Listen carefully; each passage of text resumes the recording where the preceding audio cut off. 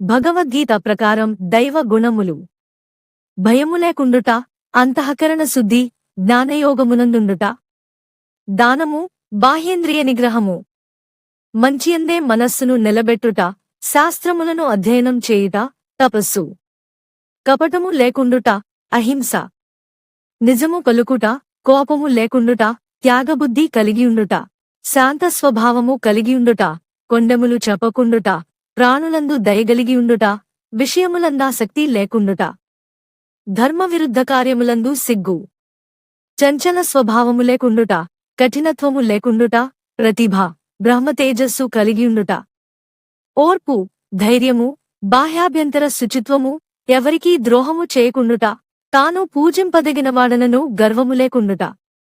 వీటిల్లో యొక్కదాన్ని సాధించిన మిగతా లక్షణాలు వాటంతటవే వస్తాయని గీతా వచనం. ఇలాంటి ఆధ్యాత్మిక విషయాలు ప్రతిరోజు తెలుసుకునేందుకు మా ఛానల్ సబ్స్క్రైబ్ చేయండి. మీ మిత్రులకు షేర్ చేయండి.